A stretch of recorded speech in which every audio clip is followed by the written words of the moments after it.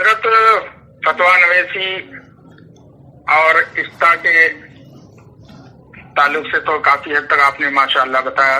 ایک مسئلہ یہ ہے جیسے کہ قضا کا مسئلہ ہے، قضا کے تعلق سے بھی مسائل آتے ہیں. مثال کے طور پر کسی نے قاضی کے پاس یہ مسئلہ دائر کیا کہ زید نے طلاق دے دی اپنی بیوی کو، اور زید کی بیوی نے یہ قاضی کے پاس مقدمہ دائر کیا کہ اس نے طلاق دے دی ہے اور گواہ بھی پیش کر رہی ہے، لیکن زید کو اس کی اطلاع نہیں دی. قاضی کیا زید کے یعنی مدعا علیہ کی غیر موجودگی میں یہ فیصلہ دے دے گا؟ رحمان صاحب، آپ کا سوال مکمل ہوا. میں اپنے کلام کا آغاز کتاب اللہ سے کرتا ہوں اور پھر آخر میں آپ کے سوال کا جواب پیش کروں گا. ارشاد ربانی ہے وما ينطق عن الهوى ان هو الا وحی یوحی، اور وہ یعنی حضور اکرم نور مجسم جناب محمد رسول اللہ صلی اللہ تعالیٰ علیہ وسلم کوئی بات اپنی خواہش سے نہیں کرتے، وہ تو نہیں مگر وہی جو انہیں کی جاتی ہے. معلوم یہ ہوا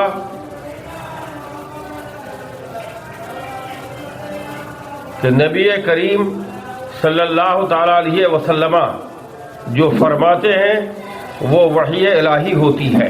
جی. اب وحی کی دو قسمیں ہیں، ایک وحی مطلوب اور ایک وحی غیر مطلوب. جی. وحی مطلوب کتاب اللہ جس کی ہم لوگ تلاوت کرتے ہیں، اور وحی غیر مطلوب احادیث رسول اللہ صلی اللہ تعالیٰ علیہ وسلم جو بخاری شریف اور دوسرے کتب احادیث میں موجود ہے. سب سے پہلے یہ سمجھ لیجئے کہ قضا کسے کہتے ہیں. قضا لوگوں کے جھگڑوں اور منازعات کے فیصلہ کرنے کو کہتے ہیں. جی. یہی در مختار میں تعریف کی گئی ہے. جی. اب جب لوگوں کے جھگڑوں اور منازعات کا فیصلہ کرنے کو قضا کہتے ہیں تو قضا اسی وقت قائم ہوگی، قاضی اسی وقت قائم کرے گا جبکہ مدعی اور مدعا علیہ دونوں موجود ہوں. جی. میں چاہتا ہوں سب سے پہلے بخاری شریف کی ایک حدیث پاک آپ حضرات کے گوش گزار کروں. بخاری شریف جلد اول صفحہ 367 پر ایک حدیث پاک ہے. حدثنا ابو نعیم حدثنا نافع بن عمر عن ابن ابی ملیکہ قال كتب ابن عباس الیہ ان النبی صلی اللہ علیہ وسلم قضا بالیمین علی المدعى علیہ. آپ لوگ چونکہ مفتی ہیں، حدیث پاک ہی سے آپ لوگوں نے سمجھ لیا کہ نبی کریم صلی اللہ تعالیٰ علیہ وسلم نے جب قضا قائم کی تو مدعا علیہ پر قسم دے کر. تو معلوم یہ ہوا کہ مجلس قضا میں مدعا علیہ کا حاضر ہونا ضروری ہے. اب بخاری شریف کے بعد میں ترمذی شریف آپ حضرات کی خدمت میں پیش کرتا ہوں. یہ ترمذی شریف جلد اول ہے، صفحہ 159 ہے، اور یہ باب ہے باب ما جاء فی القاضی لا یقضی بین الخصمین حتی یسمع کلامہما. سبحان اللہ، باب ہی سے سمجھ میں آ گیا کہ مدعی اور مدعا علیہ دونوں کو مجلس قضا میں حاضر ہونا ضروری ہے. جی. کیا فرما رہے ہیں؟ یہ باب ہے جو قاضی کے بارے میں آیا ہے کہ قاضی فیصلہ نہیں کرے گا دو جھگڑنے والوں کے درمیان. دو جھگڑنے والے سے مراد ایک مدعی اور ایک مدعا علیہ، یہاں تک کہ دونوں کے کلام کو سن لے، یعنی مدعی کے کلام کو بھی سن لے اور مدعا علیہ کے کلام کو بھی سن لیں۔ حضرت مولا علی مشکل کشا فاتح خیبر علی حیدر شیر خدا کرم اللہ تعالیٰ وجہ الکریم اور رضی اللہ تعالیٰ عنہ وارضاہ اللہ سے حدیث پاک مروی ہے۔ حدیث کے الفاظ سماعت فرمائے، عن علی قال قال علی رسول اللہ صلی اللہ علیہ وسلم اذا تقاضى الیک رجلان فلا تقضی للاول حتى تسمع کلام الآخر فسوف تدری کیف تقضی قال علی فما زلت قاضیا بعد هذا حدیث حسن۔ سبحان اللہ، یہ حدیث حسن ہے۔ حضرت مولا علی مشکل کشا سے مروی ہے،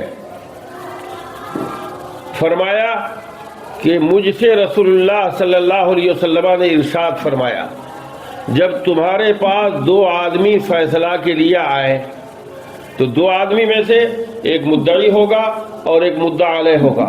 یہ دونوں فیصلہ کے لیے آئے تو پس پہلے کے لیے فیصلہ نہ کرنا، مطلب مدعی کے لیے فیصلہ نہ کرنا یا جب تک کہ مدعا علیہ کے کلام کو سن نہ لو۔ تو معلوم ہوا کہ مدعی اور مدعا علیہ دونوں کا مجلس قضا میں حاضر ہونا ضروری ہے۔ جب دونوں کے دونوں موجود ہوں گے تب جا کر کے قضا قائم ہوگی، ورنہ قضا قائم کرنا درست نہیں ہے۔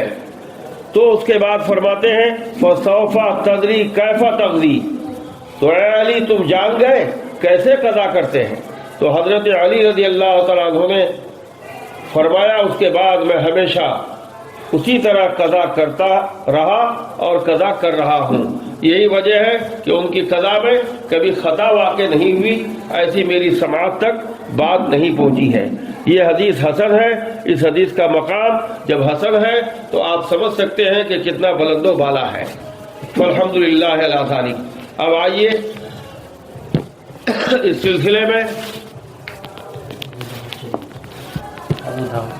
سلسلے میں ابو داؤد شریف کتاب القضاء میں یہ حدیث پاک موجود ہے، صفحہ 169 پر، صفحہ 504 پر یہ حدیث پاک موجود ہے جی۔ کتاب القضاء صفحہ بولیے 504 پر یہ حدیث پاک موجود ہے۔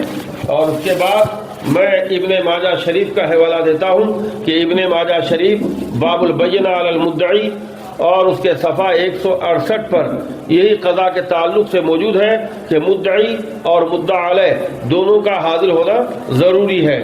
اور اس کے بعد میں مشکات شریف کی حدیث پاک پیش کرتا ہوں۔ مشکات شریف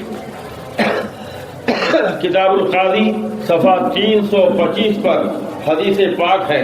یہ وہی حدیث پاک ہے جو ابو داؤد شریف کتاب القضاء صفحہ 504 پر حدیث پاک ہے۔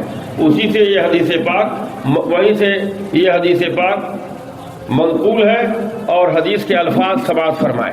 وعن علی قال بعثنی رسول اللہ صلی اللہ علیہ وسلم الی الیمن قاضیا فقلت یا رسول اللہ ترسلنی وانا حدیث السن ولا علم لی بالقضاء فقال ان اللہ سیہدی قلبک ویثبت لسانک اذا تقاضى الیک رجلان فلا تقضی لأول حتى تسمع کلام الآخر فإنه احرى ان يتبین لك القضاء قال فما شککت فی قضاء بعد رواہ الترمذی و ابو داؤد و ابن ماجہ۔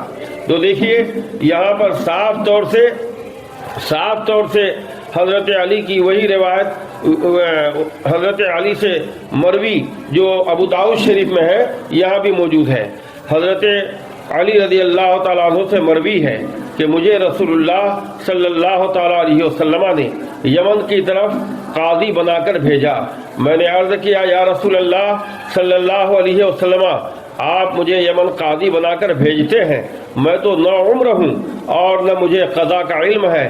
تو اللہ کے حبیب رؤوف الحبیب جناب محمد رسول اللہ صلی اللہ تعالیٰ علیہ وسلم نے ارشاد فرمایا، اللہ تمہارے دل کو ہدایت دے گا اور تمہاری زبان کو ثابت رکھے گا جب تم سے دو آدمی فیصلہ چاہیں۔ معلوم ہوا کہ مجلس قضا میں دونوں آدمی کا حاضر ہونا ضروری ہے، واجب ہے جناب۔ جب تم سے دو آدمی فیصلہ چاہیں تو پہلے کے لیے فیصلہ نہ کرنا حتیٰ کہ دوسرے کی بات بھی سن لو۔ تو معلوم ہوا کہ مدعی اور مدعا علیہ دونوں کی بات سننے کے بعد ہی فیصلہ ہو نہیں سکتا۔ تو صحت فیصلہ کے لیے، درستگی فیصلہ کے لیے مدعی اور مدعا علیہ کا حاضر ہونا مجلس قضا میں قاضی کے پاس ضروری ہے، اور قاضی کو بلانا بھی ضروری ہے۔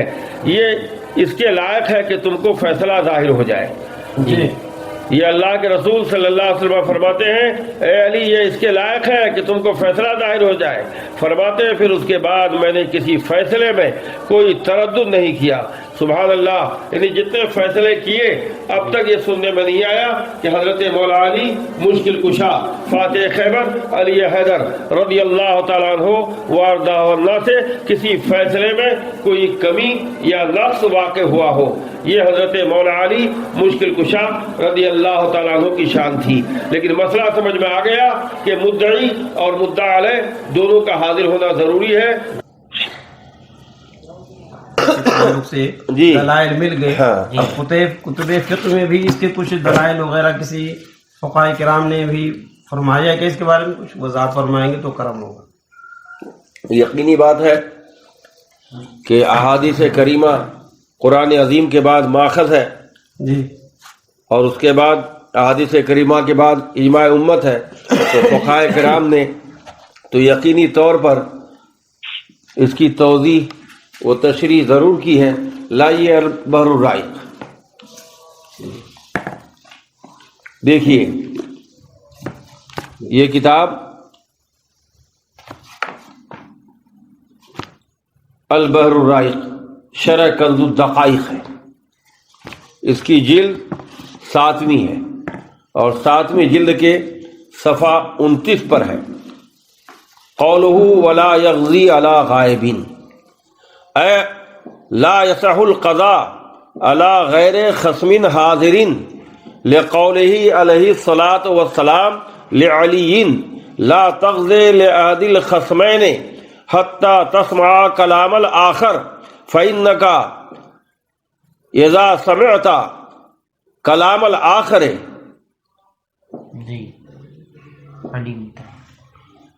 علمت کیف تغزی۔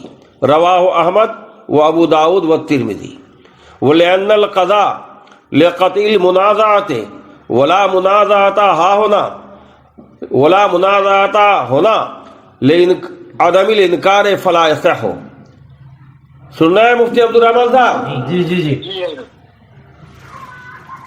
مصنف کا قول کہ غائب پر قضا قائم نہ کرے، اس کا مطلب یہ ہے کہ اگر مدعا علیہ حاضر نہ ہو تو قضا درست نہیں، جی قضا صحیح نہیں۔ جی اور اس کی دلیل حضور اکرم صلی اللہ تعالی علیہ وسلم کا قول جو مولا علی مشکل کشا کرم اللہ وجہ الکریم کے لیے ہے، جی جی لا تغزی لأحد الخصم حتی تسمع کلام الآخر۔ یہ دلیل انہوں نے پیش کی جی کہ مدعی اور مدعا علیہ میں سے جب تک دونوں کے کلام کو نہ سنو، جی نہ سن لو، اس وقت تک قضا قائم نہ کرو۔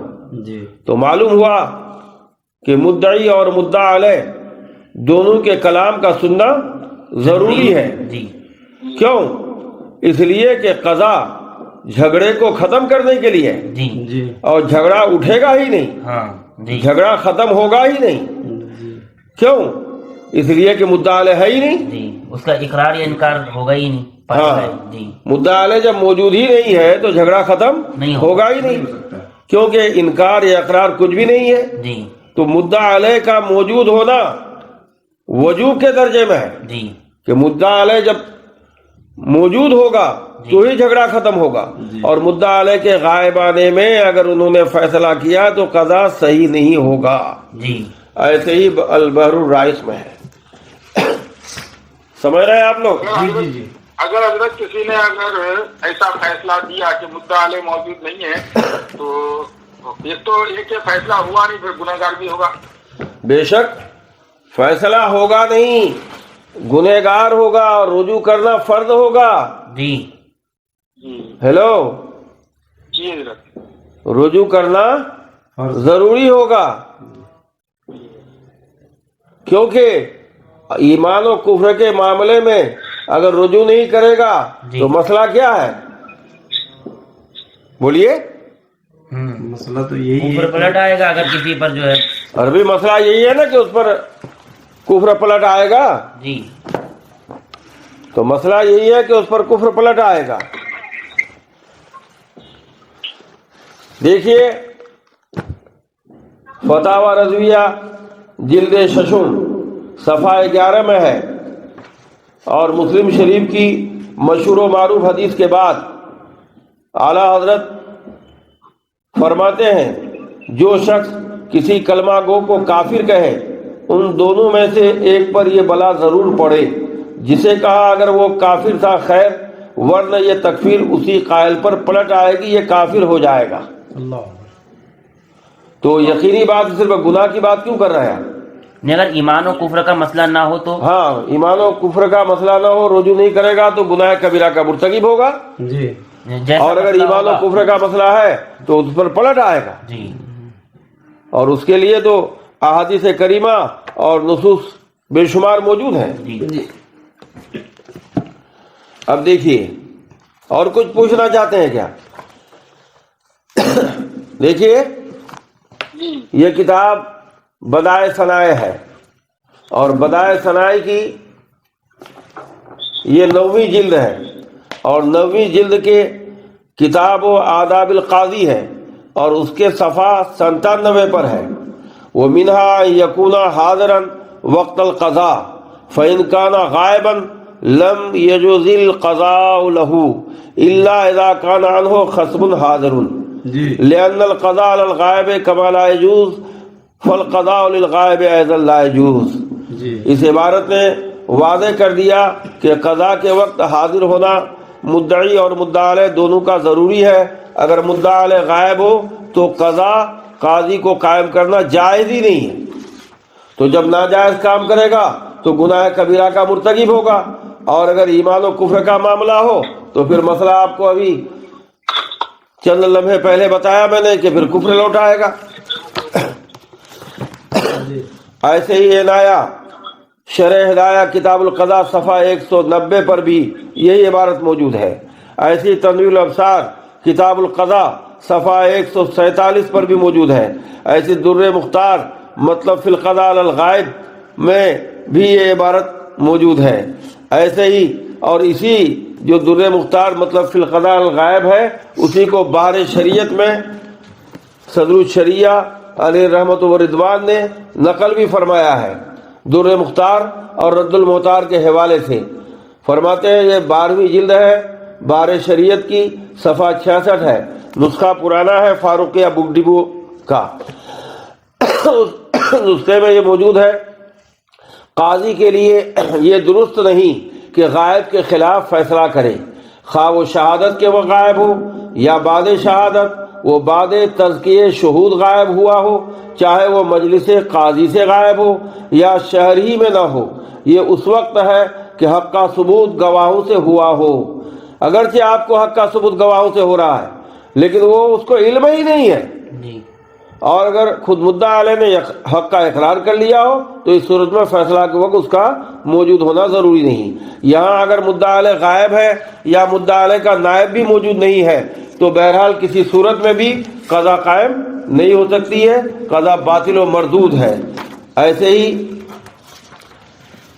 اب آئیے تاتار خانیہ جلد 11 کتاب و آداب القاضی فصل القضاء علی الغائب صفحہ 365 پر ہے. کیا ہے؟ القضاء بالبینۃ علی الغائب وللغائب لا يجوز الا اذا كان عنه خصم حاضر. اس عبارت نے بھی صاف روز روشن کی طرح عیا کر دیا کہ مدعا علیہ حاضر ہوگا جب جا کر کے قضا قائم ہوگی. ایسے ہی کنز الدقائق میں بھی موجود ہے ولا یقضی علی غائب الا یحضر من یقوم مقامہ کالوکیل والوصی. معلوم یہ ہوا کہ غائب پر قضا قاضی نہیں کر سکتا جب تک کہ اس کا قاضی نہیں کر سکتا جب تک کہ مدعا علیہ حاضر نہ ہو یا مدعا علیہ کا نائب حاضر ہو جیسے وکیل اور وصی. ایسی فتاوی والوالجیہ کتاب القضاء فصل اول صفحہ 17 پر بھی ہے. ایسی مجموع الانہور فی شرح ملتقى الابہر جیم 3 تیسری جلد کتاب القضاء صفحہ 239 پر بھی ہے. کیا ہے؟ لا یغزی علی غائبین، لا یغزی علی غائب الا بحضرت نائبہ حقیقتاً کا وکیل ہی.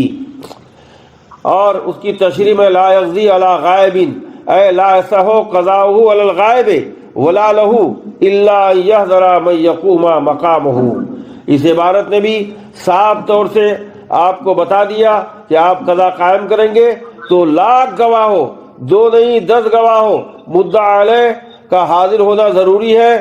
اور مدعا علیہ اگر نہیں ہے تو مدعا علیہ تحریراً یا قاضی کے سامنے پہلے جا کے تحریر دے یا بتائے کہ صاحب ہم تو نہیں رہیں گے لیکن فلاں شخص ہمارا وکیل رہے گا، ہمارا قائم مقام رہے گا یا ہمارا نائب رہے گا. جی سمجھ رہے ہیں؟ جی. ایسے ہی جوہر نیرہ کی دوسری جلد کتاب آداب القاضی صفحہ 329 پر ہے. وہ قولہ ولا یغزی القاضی علی غائب لأنہ یحتمل الاقرار والانکار من الخصم فاشتبہ وجہ القضاء ولأن الغائب لا يجوز القضاء له فقضاء لا يجوز القضاء علیہ. اس عبارت نے بھی صاف طور سے واضح کر دیا کہ اگر مدعا علیہ غائب ہو تو اس میں کیسے ہوگا، کیسے قضا قائم ہوگی؟ وہ تو مشتبہ ہو جائے گا قاضی پر جی کہ یہ گواہ جھوٹے ہیں سچے ہیں. مدعا علیہ کا حاضر ہونا ضروری ہے.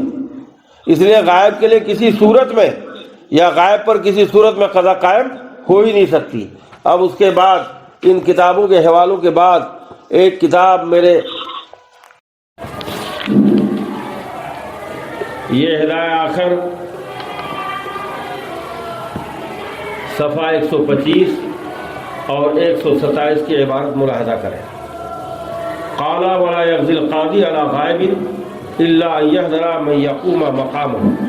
وقال الشافعي يجوز لوجود الحجة وهي البينة فظهر الحق.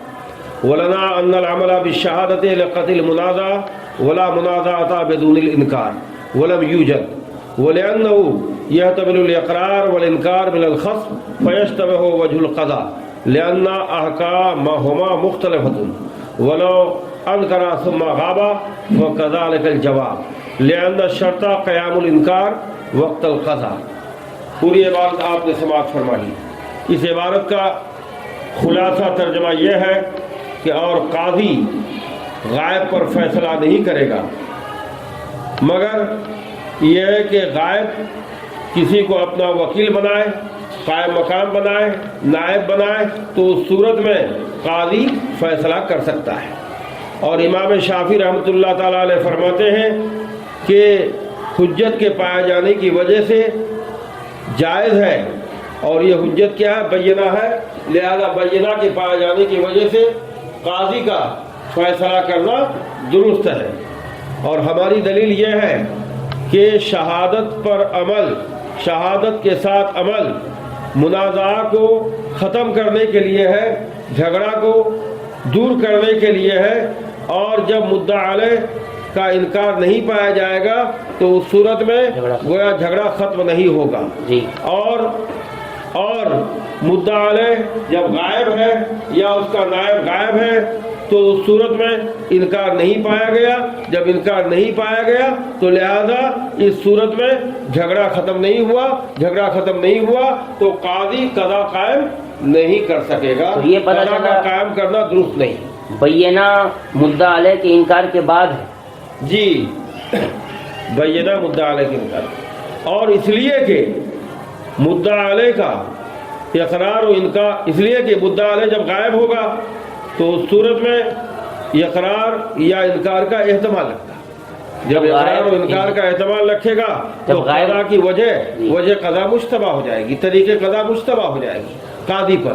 جب قاضی پر مشتبہ ہو گئی تو اس صورت میں لہذا قاضی فیصلہ نہیں کر سکے گا کیونکہ دونوں کے احکام مختلف ہیں. اقرار کا حکم کچھ اور ہے. جب اقرار پا گیا تو بینہ کی حاجت ہی نہیں ہے، اور اگر انکار ہوگا تب اس صورت میں بینہ کی حاجت ہے. اس لیے دونوں کا حکم مختلف ہے.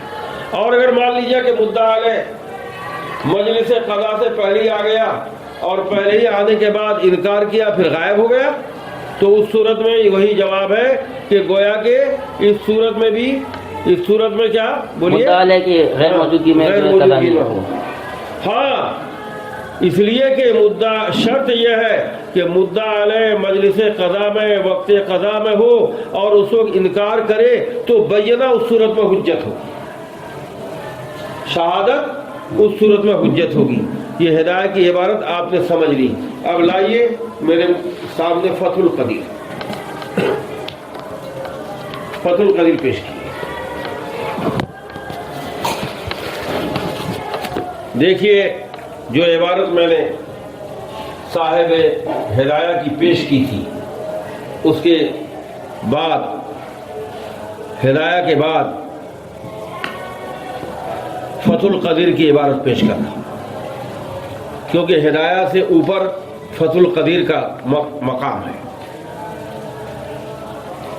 محقق علی الاطلاق رحمۃ اللہ تعالی علیہ کی پوری عبارت ہدایہ کے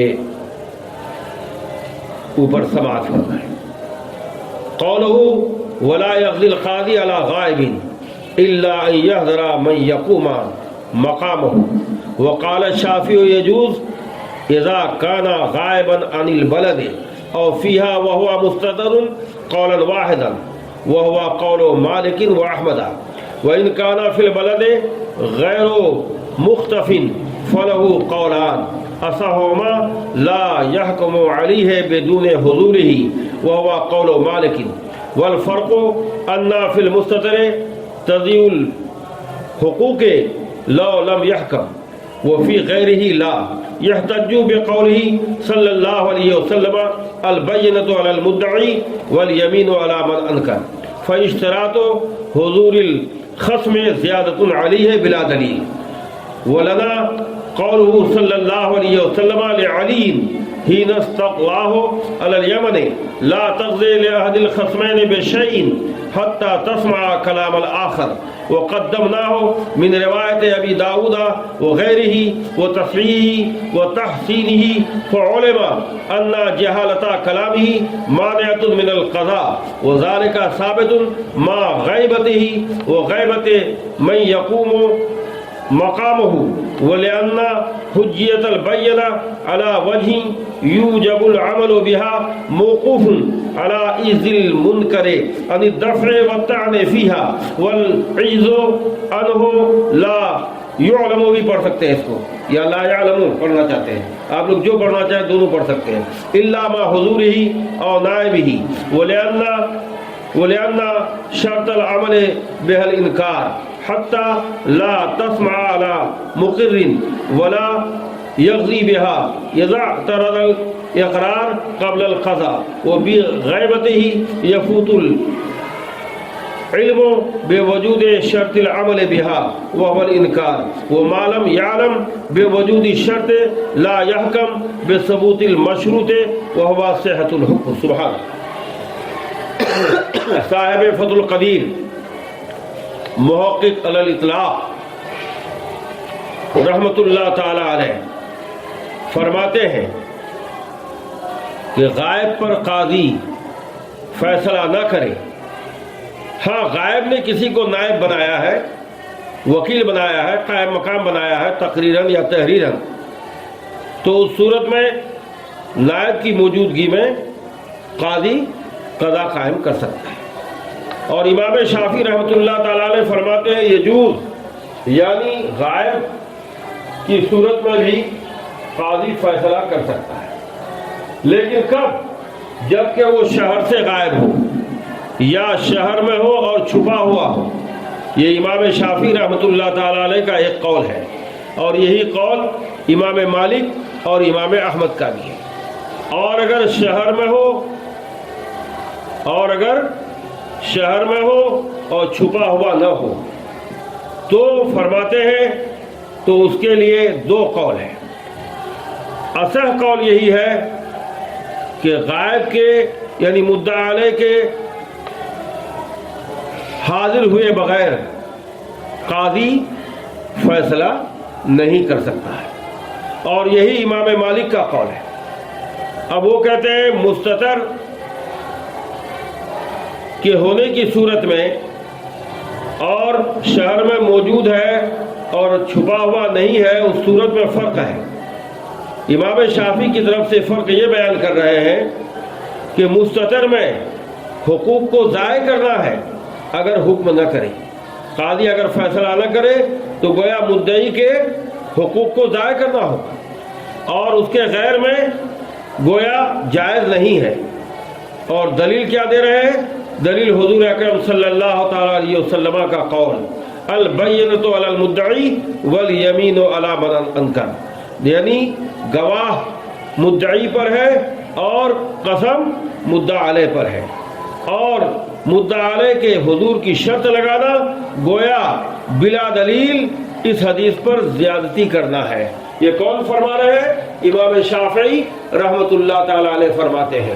لیکن امام شافعی رحمۃ اللہ تعالی علیہ کی طرف کو احناف کی طرف سے محقق الاطلاق صاحب فتح القدیر جواب دیتے ہوئے فرماتے ہیں، اور ہماری دلیل یہ ہے کہ حضور صلی اللہ تعالی علیہ وسلم کا قول مولا علی مشکل کشا فاتح خیبر علی حیدر شیر خدا کرم اللہ وجہ الکریم کے لیے یہ ہے کہ جس وقت ان کو یمن کا قاضی بنانا چاہا تو ارشاد فرمایا لا تقضی لأحد الخصمین بشیء حتی تسمع کلام الآخر، اے علی مدعی اور مدعا علیہ میں سے کسی کے لیے کسی چیز کے ساتھ فیصلہ نہ کرنا، یعنی کوئی حکم نافذ نہ کرنا جب تک کہ دونوں کے کلام کو نہ سن لو، یعنی مدعی اور مدعا علیہ دونوں کے کلام کو سننے کے بعد ہی تم فیصلہ کرنا۔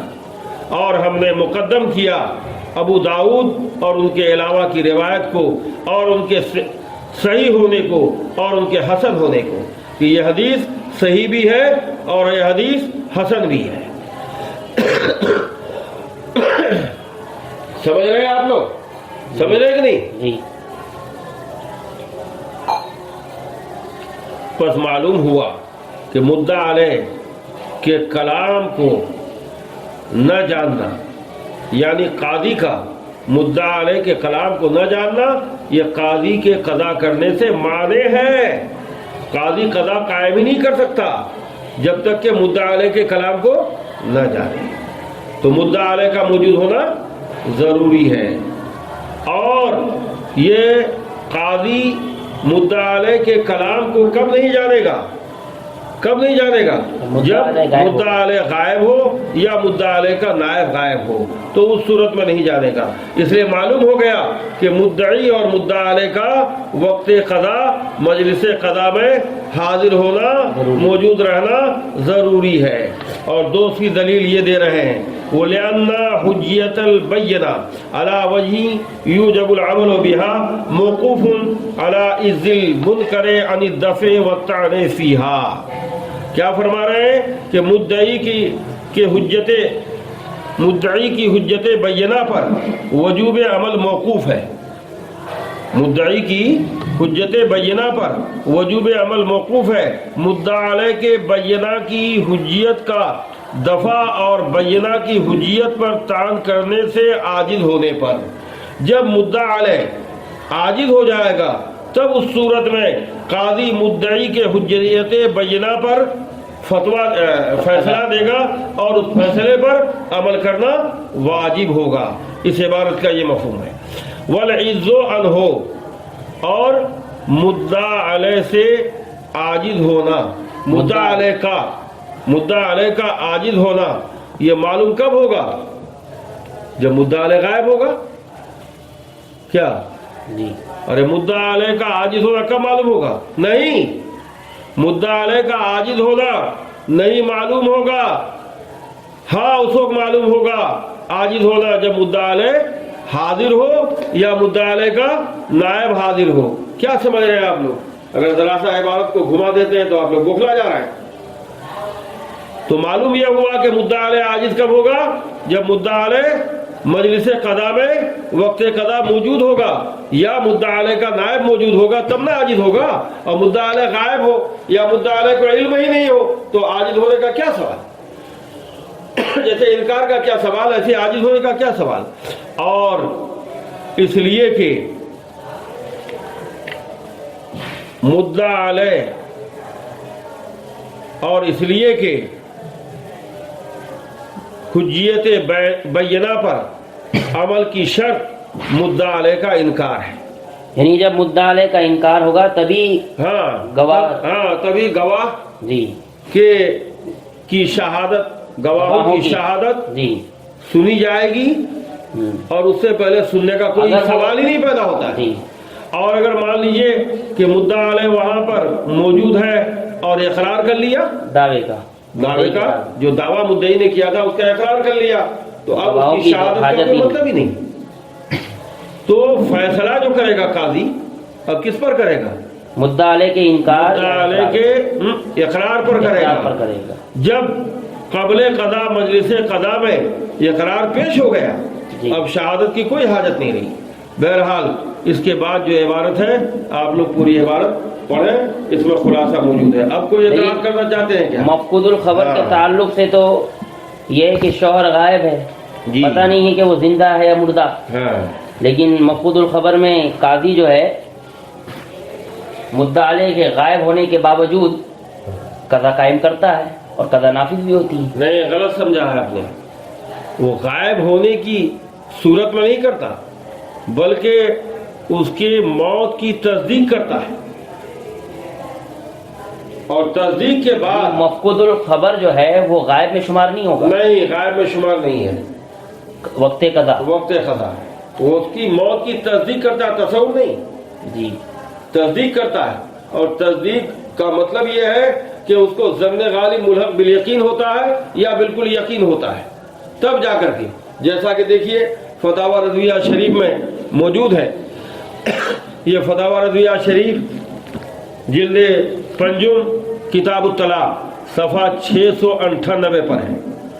الجواب: ہمارے مذہب میں وہ نکاح نہیں کر سکتی جب تک شوہر کی عمر سے 70 سال گزر کر اس کی موت کا حکم نہ دیا جائے.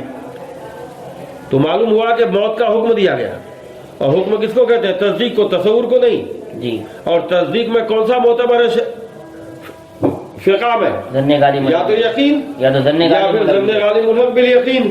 تو اس صورت میں تو کہہ رہے ہیں کہ 70 سال گزر کر اس کی موت کا حکم نہ دیا جائے، اس وقت وہ بعد عدت وفات نکاح کر سکے گی. یہی مذہب امام احمد کا ہے، اور اسی طرف امام شافعی نے رجوع فرمائی. امام مالک کے 4 سال مقرر فرماتے ہیں، وہ اس کے گم ہونے کے دن سے نہیں بلکہ قاضی کے یہاں مرافعہ کے دن سے. خود امام مالک نے کتاب مدونہ میں تصریح فرمائی کہ مرافعہ سے پہلے اگرچہ 20 برس گزر چکے ہوں ان کا اعتبار نہیں. ادعائے ضرورت کا علاج تو ان کے یہاں بھی نہ نکلا. آج تک تو جتنا زمانہ گزرا بیکار ہے. اب قاضی شرع اگر ہو بھی اور اس کے یہاں مرافعہ کیا جائے اور وہ شوہر کا مفقود الخبر ہونا تصدیق کرے یا کر لے، جو بھی عبارت ہے، تصدیق کرے یا کر لے، تو معلوم ہوا کہ تصدیق مراد ہے، تصور نہیں. تو 70 سال گزر کر اس کی موت کا حکم دے گا کہ اب عمر اتنی زیادہ ہو گئی. یہ امام اعظم کا مذہب ہے. اور ان کے یہاں بھی 4 سال کی جو مرافعہ والا ہے تو شوہر کا مفقود الخبر ہونا تصدیق کر لے. تو مفقود الخبر ہونا تصدیق کب کرے گا؟ وہ مر گیا ہے وہ. ارے موت کے حکم میں اس کو بھی مانا گیا. یہ صاف اس عبارت سے سمجھ میں آیا، اور باقی عبارتیں آپ لوگ خود مطالعہ کر لیجیے. اور اس سلسلے میں فتاوی دارالعلوم اعلیٰ حضرت جلد 2 صفحہ 258 پر جواہر اخلاقی کا بھی ہم نے حوالہ دیا ہے. کہا یحکم بموتہ بعد 70 سنۃ وعلیہ الفتویٰ. تو اس کتاب کو بھی آپ مطالعے میں رکھیے اور مطالعہ میں بات اچھی طرح سمجھ میں آئے. ہاتھ میں دیجیے مولانا شمس اللہ صاحب. جی یہ کتاب. اور سوال یہ پیدا ہوتا ہے کہ کیا فتاوی قاضی خان کیا اعلیٰ حضرت نے کہیں فتاوی رضویہ شریف میں شریک قضا کا کوئی طریقہ بیان کیا ہے؟ اعلیٰ حضرت امام اہل سنت فاضل بریلوی رضی اللہ تعالیٰ عنہ نے شرعی قضا کا طریقہ بھی بیان کیا ہے اور کتاب الشہادت میں یہ موجود ہے. جی دیکھیے 400 پہ. یہ دیکھیے نا, جی یہ شرعی قضا کا تو طریقہ آپ کو بتاؤں گا, جی شرعی قضا کا طریقہ تو آپ کو بتاؤں گا, جی لیکن کتاب الشہادت جہاں سے شروع کیا ہے امام اہل سنت کی, جہاں سے شروع ہے جی فتاوی رضویہ جلد ہفتم میں, جی یہاں پر آپ دیکھیے ایک سوال کیا اضروع شرع شریف کے شاہد کی کیا تعریف ہے جی اور کون سی شہادت شرع شریف میں مانی جاتی ہے, جی بتفصیل ارقام فرمائے. جی تو اعلیٰ حضرت امام اہل سنت فاضل بریلوی رضی اللہ تعالیٰ عنہ کیا جواب دے رہے ہیں؟ شاہد وہ جو مجلس قضا میں بلفظ اشہدو یا گواہی می دہم یا گواہی دیتا ہوں کسی حق کے ثابت کرنے کی خبر دے, اور قبول شہادت کے لیے شاہد کا عاقل بالغ صحیح یا دو والا اخیارہ اور مدعا علیہ پر, غور سے سنیے ادھر, جی اور مدعا علیہ پر اپنی گواہی سے الزام قائم کرنے کی لیاقت والا ہونا لازم ہے. جی تو معلوم ہوا کہ قاضی کے سامنے مدعا علیہ موجود ہے, جی قاضی کے سامنے مدعا علیہ موجود ہے. اور جو طریقہ آپ کہہ رہے ہیں تو شرعی طریقہ اعلیٰ حضرت فاضل بریلوی رضی اللہ تعالی عنہ و ارضاہ عنہ نے جی فتاوی رضویہ شریف میں, فتاوی رضویہ شریف تو تمام کتابوں کا خلاصہ ہے, فتاوی رضویہ شریف میں بیان فرمایا ہے. فتاوی رضویہ جلد 7ویں جلد جی صفحہ 391 اٹھا کے دیکھیے آپ لوگ, جی سب میری ذمہ داری نہیں, آپ لوگ بھی اٹھا کے دیکھیے.